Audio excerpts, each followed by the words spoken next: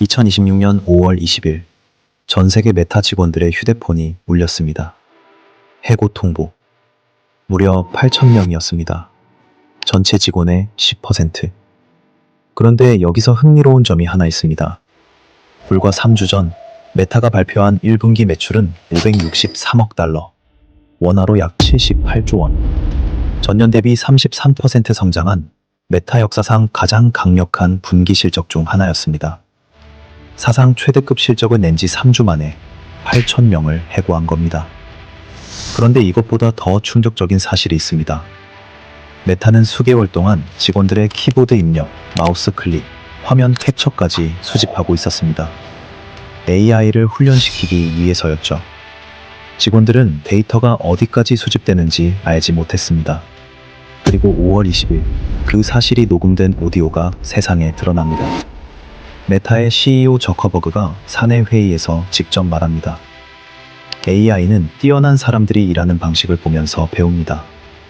직원들의 업무 방식은 AI 학습 데이터가 됐고, 그 직후 메타는 AI 중심 조직 개편 속에서 수천 명을 내보내기 시작했습니다.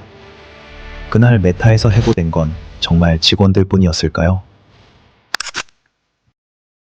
이날 메타에서 사라진 건 직원들만이 아니었습니다. 회사와 직원 간의 신뢰도 함께 사라졌습니다. 이 프로그램의 이름은 MCI, 모델 캐퍼버빌리티 이니셔티브. 직원들의 키보드 입력, 마우스 클릭, 화면 캡처를 수집해 AI 에이전트를 훈련시키는 프로그램입니다. 저커버그는 이렇게 설명했습니다. AI가 컴퓨터로 일상적인 업무를 처리하도록 만들려면 사람이 실제로 컴퓨터를 사용하는 방식의 데이터가 필요합니다. 현실이 보이기 시작했습니다. 내 업무 방식이 AI 학습 데이터가 되고 언젠가 나를 대체할 수도 있다는 불안이 커지자 직원들은 들고 일어났습니다. 미국 사무실 곳곳에 항의 문구가 붙기 시작했습니다. 회의실, 자판기 앞, 화장실까지. 문구는 하나였습니다. 직원 데이터 추출 공장. 순식간에 1,000명 이상이 청원서에 서명했습니다. 한 엔지니어는 사내 게시판에 분노를 터뜨렸습니다. 저는 인간이 훈련 데이터로 착취당하는 세상에서 살고 싶지 않습니다. 하지만 메타의 기술 총책임자는 단호하게 답했습니다. 회사가 제공한 노트북입니다. 거부할 방법은 없습니다. 선택지는 없었습니다.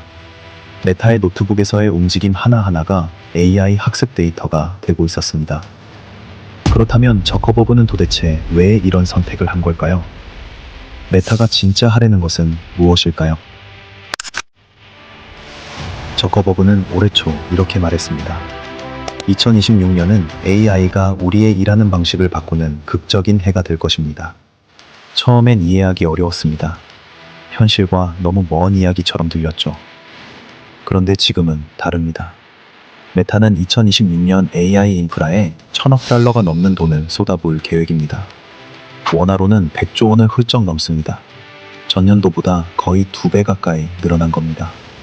저커버그는 오픈 AI, 구글, 엔스로픽의 핵심 연구자들을 직접 찾아다녔습니다. 제시한 금액은 4년간 최대 3억 달러, 원화로 약 4,200억 원 규모였습니다. 애플의 AI 핵심 인재에게는 2억 달러가 넘는 조건을 제시해 실제로 데려왔습니다. 왜 이렇게까지 올인하는 걸까요? 저커버그의 목표는 단 하나입니다. 퍼스널 슈퍼 인텔리전스. 저커버그는 이렇게 설명했습니다. 목표를 이루고 싶을 때, 무언가를 만들고 싶을 때, 더 나은 사람이 되고 싶을 때, 그 모든 순간에 함께하는 AI. 우리의 역사, 관심사, 관계, 목표를 이해하고 무엇을 중요하게 생각하는지, 어떤 맥락에서 움직이는지까지 우리의 일상 속에 늘 함께하는 AI입니다. 페이스북과 인스타그램이 사람들을 서로 연결했다면 그 다음은 AI가 우리의 일상 속으로 들어와 직접 관리하는 겁니다. 그리고 그 AI를 만들기 위해 필요한 것이 있습니다. 사람이 실제로 일하는 방식의 데이터입니다. AI가 사람처럼 일하려면 사람의 행동 패턴을 학습해야 하기 때문이죠. 바로 메타가 직원들에게서 수집한 그 데이터입니다. 직원들의 분노는 이해할 수 있습니다. 하지만 저커버그 입장에서는 선택의 여지가 없습니다. 지금 AI 경쟁에서 뒤처지면 모든 것을 잃기 때문입니다. 그렇다면 지금 메타가 가장 두려워하는 상대는 누구일까요? 저커버그는 사실상 인정했습니다. 챗 GPT가 등장했을 때 메타는 AI 경쟁의 앞자리에 있지 않았습니다. 메타는 3년 동안 그 뒤를 쫓았습니다. 오픈 AI의 기업 가치는 1000조 원을 넘어섰고 엔스로픽도 900조 원까지 거론되고 있습니다. 구글의 제미나이는 월간 이용자가 9억 명까지 올라왔습니다. 구글 검색 맨 위에 뜨는 AI 요약 답변, AI 오버뷰스는 이미 25억 명이 쓰고 있습니다. 메타는 아직도 추격자입니다. 그런데 메타가 진짜 두려워하는 건 순위가 아닙니다. 메타의 돈줄은 광고입니다. 메타가 버는 돈의 거의 전부는 광고에서 나옵니다. 페이스북, 인스타그램, 그리고 메타가 가진 모든 앱 위에 붙는 광고입니다. 그런데 사람들이 광고를 보기 전에 AI에게 먼저 묻기 시작하면 어떻게 될까요? 사람들이 구글 대신 챗 GPT에 물어보고 인스타그램 피드와 릴스가 보여주던 제품과 브랜드까지 AI가 먼저 골라주기 시작하면 광고 시장이 흔들립니다. 메타의 수익 전체가 흔들립니다. AI 경쟁에서 지는 건 기술 순위가 밀리는 게 아닙니다. 메타가 20년 넘게 쌓아온 제국 전체가 무너질 수 있는 겁니다. 그래서 저커버그는 AI에 올인할 수밖에 없는 거죠. 직원 8,000명을 내치면서까지. 그렇다면 이 선택이 과연 옳은 걸까요?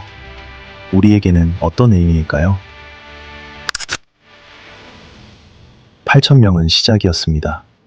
메타는 6,000개의 채용 계획을 취소했고 7,000명 넘는 직원을 AI로 재편된 조직으로 재배치했습니다. 그리고 저커버그 본인이 AI 비서를 만들고 있습니다. 이름은 CEO 에이전트.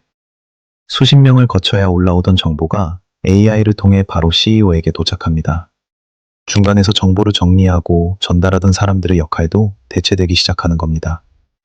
2025년 4월 메타 AI 컨퍼런스에서 저커버그는 선언했습니다. 앞으로 1년 안에 메타 코드의 절반은 AI가 작성하게 될 것입니다. 그리고 메타는 일부 엔지니어들에게 코드의 50%부터 80%까지를 AI로 작성하라는 목표까지 제시했습니다. 중간급 엔지니어만의 이야기가 아닙니다. 코드를 짜는 사람, 정보를 정리하는 사람, 보고서를 쓰는 사람, 컴퓨터 앞에 앉아 일하는 모든 직업의 이야기입니다. 그리고 이건 메타만의 이야기가 아닙니다.